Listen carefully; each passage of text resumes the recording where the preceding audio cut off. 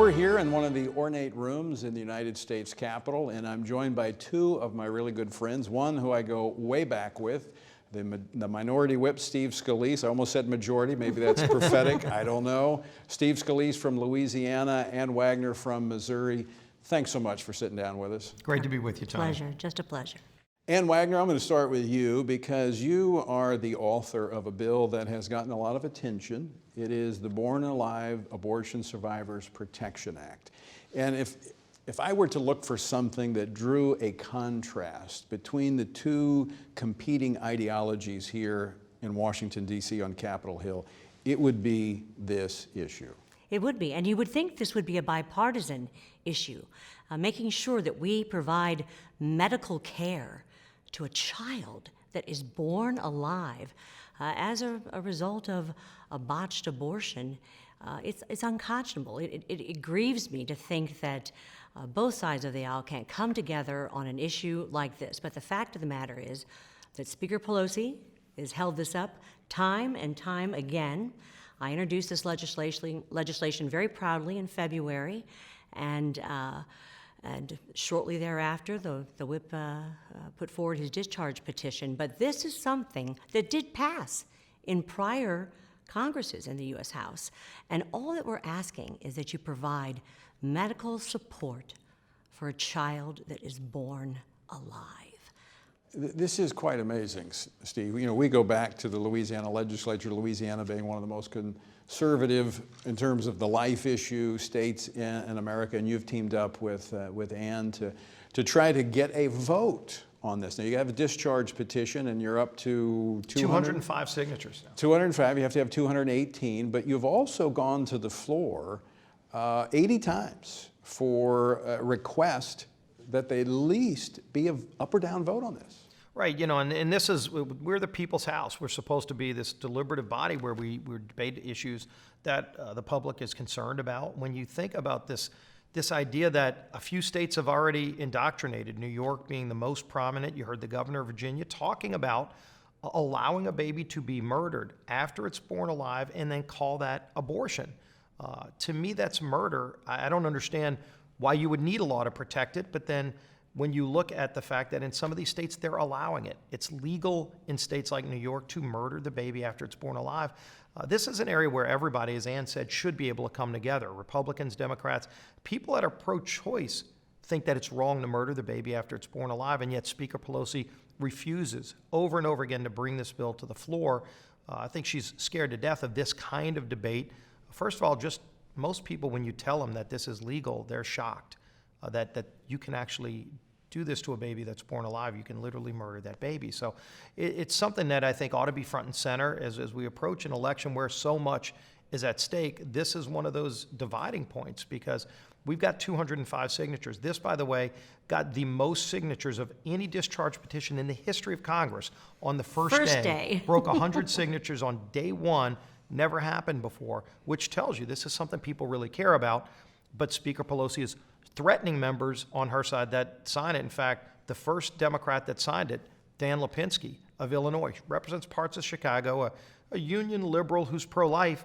AOC and the far left ran somebody against him in his primary after he signed this discharge petition, and they beat him. They defeated him in his Democrat primary in part because he's pro-life. So their party is no longer the party that works with us on life issues. They are not only pro-abortion, they're for murdering babies after they're born alive. I think Dan Lipinski was the last pro-life Democrat, solidly pro-life, and we have a few that may be marginal. But when I got here a little bit before you did, Steve, when I got here 17 years ago, there was about 40 pro-life Democrats. It used to be a uniting issue, like Ann said. We all stood up for life, and there was a strong majority. It wasn't even marginal. Today, because of Speaker Pelosi's resistance to even a debate on this, you really have no Democrats that are willing to stand up for life. This isn't really an abortion issue. This is an infanticide issue. It is. It is an infanticide issue, and the reason that it needs to be taken up federally is that currently there are 24 states that do not, they lack the kinds of protections for these infants that are born alive. And we're just asking that this child, this precious child, be given the same kind of medical support and assistance that any child that may be born prematurely or otherwise would receive. Instead, they're discarded. They're left to die. This piece of legislation would also mandate that the states keep and report data so we can get more accurate figures on this. We held a hearing back in September on this issue and brought in survivors of botched abortions that were left to die but saved by maybe that ICU nurse that came in and said, no, I won't let this happen. We had OBGYNs, we had people who used to be pro-abortion who have changed their views because of these very practices. But to think now that we can't even bring this to the floor, after 80 times, this Congress stood up and the Republicans said, please, judiciary, let this be discharged. Let us vote up or down on this. Yeah, and the science is on our side. They want to deny science. So many doctors, as Ann said, have talked about how abhorrent this process is, how it should not be legal, it shouldn't be allowed. And for Democrats who try to say this doesn't happen, we were able to bring some of those survivors of abortion. You want to talk about people, special heroes, people that are alive and have a purpose. Someone who survived an abortion and they're willing to tell their story, and it's a passionate story over and over again. We need to fight for them. So many, and obviously the values voters have been at the forefront of fighting for the least fortunate, the people who don't have the voice that everyone else has, and that's what we need to continue to fight for. Well, that reporting component of this bill is extremely important because when you look at what's happening across the country, it's not being reported. I think it's about 6 states that report. 6 states that are reporting currently. So, but the information is there, and I know you've interviewed many of the survivors. And Melissa Oden, who comes from my own state of Missouri, is great spokeswoman, and she tells the story. But also Abby Johnson, right. Former Planned Parenthood clinic manager, says this happens a lot more than you would want to admit. This is a frequent occurrence where a child is born alive. Yeah, and it's an issue where we really ought to get a resolution on it. We ought to have this debate on the floor. I think Speaker Pelosi doesn't want to bring it to the floor in part because she knows it will pass, because who's going to go back home and explain how they voted against it? Yet some people are hiding behind the veil of Speaker Pelosi so that they don't have to be heard on this. They can sign that petition. 15 Democrats signed the discharge petition, and it's on the floor being debated with an actual vote. And yet so many of those Democrats who ran saying they were pro-life. And again, I mean, if you run, be who you are, but if you say you're pro-life, you have to sign this discharge petition. Otherwise, you're not really pro-life if you're not willing to stand up for a baby born alive outside the womb. One final question on this, and then I want to go on to the commitment to America that the Republicans have put forward for this election.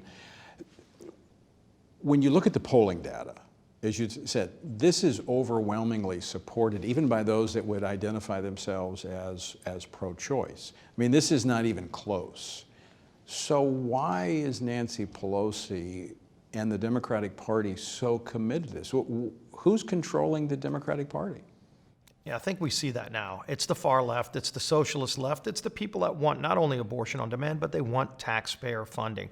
Look, you know, Tony, there is a movement to get rid of the Hyde Amendment. This has been one of the stalwarts.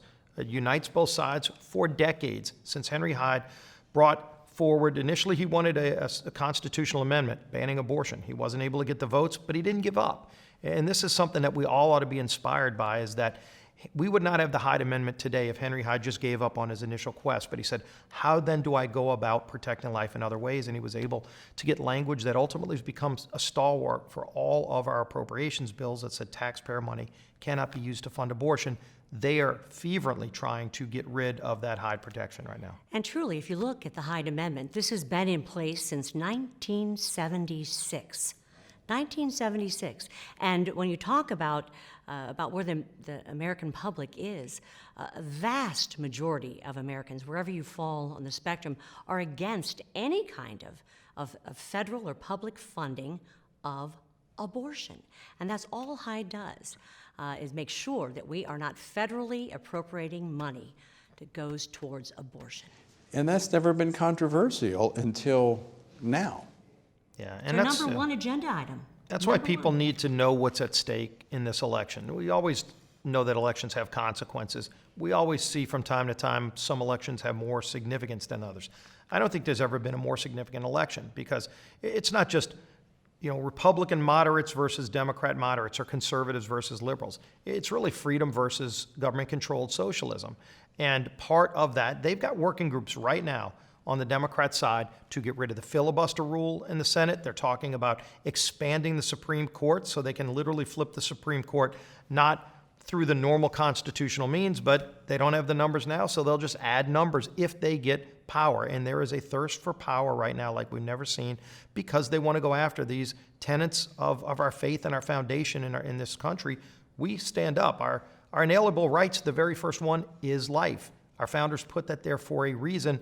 They want to undermine that. They will change all the rules they can if they get power. We can't let that happen. It's a clear difference between a culture of life or a culture of death. It goes to our very foundation, to our very core, and I believe that this election is so very, very important, and the distinction of the line is clear. We want to take care of the most vulnerable in our society, our precious unborn. We want to make sure that we're giving that voice to the voiceless. And the Born Alive bill is something that is, I think, as you said, draws it all together in a very, very profound fashion. I think this is really the day of black and white. You can see so clearly the distinction between the two. There's very little middle ground on these core issues. And so, kind of wrapping up our time together, the Republicans have put forth a commitment to America, basically stating what you're for, what you're going to work toward if the American people were to give you the majority again. What are the highlights there? The real foundations are, first of all, renewing that commitment to America, to go back to those principles that made this country great. We've got to rebuild this country. We're in the middle of a pandemic. Clearly, we need to get through this. We're on the verge, by the way, of a vaccine for the first time in the history of our country, to be just months, not even a year into a virus that this country and this world had never seen, to where we have 3 different drugs that are showing incredible promise in the final stage of FDA testing. And you could actually have multiple vaccines within a few weeks. That's unprecedented. President Trump's leadership through Operation Warp Speed, getting rid of red tape, not cutting any corners, but just saying this is going to be the focus of our country. The best, smartest scientists in the world are working on this and getting tremendous growth and progress.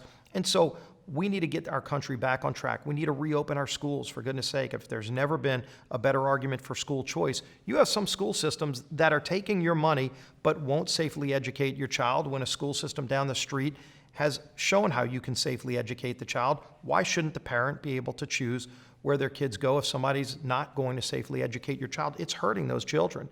So you see it all right now in front of us. Will we get our economy back on track? We had built the greatest economy, maybe in the history of the world, working with President Trump before. We can rebuild it again, and we have to rebuild that great economy again, fighting for families, fighting to restore our way of life. That's really what this is all about. And Tony, this is about safety and security, both the safety and security of our health and our families, the safety and security of our economy and jobs and growth, and also I think the safety and security of our own persons. And part of the safety and security means sticking up and standing firm for our culture of life. Again, giving that voice to the voiceless.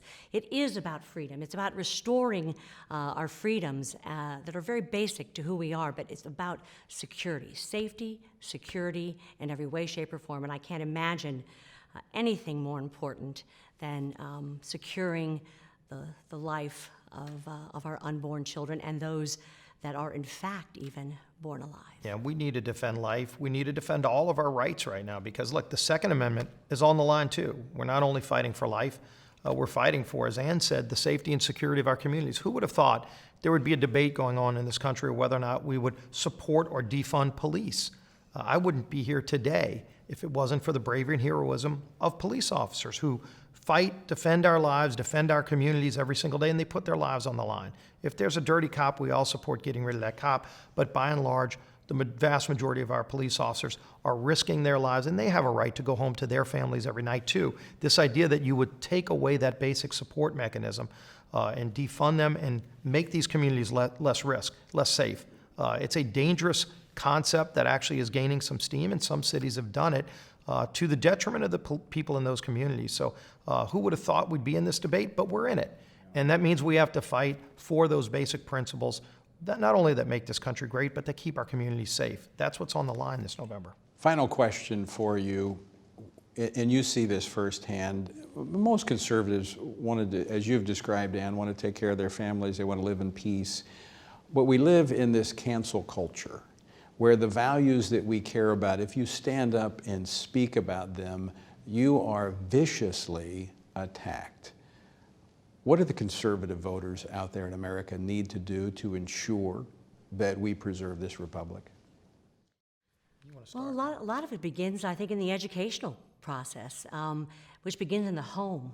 The best place to educate and teach our children the values that we share and espouse come from the kitchen table and come from our families. They come from our faith and our faith communities. They come from our educational community, which is really a struggle right now.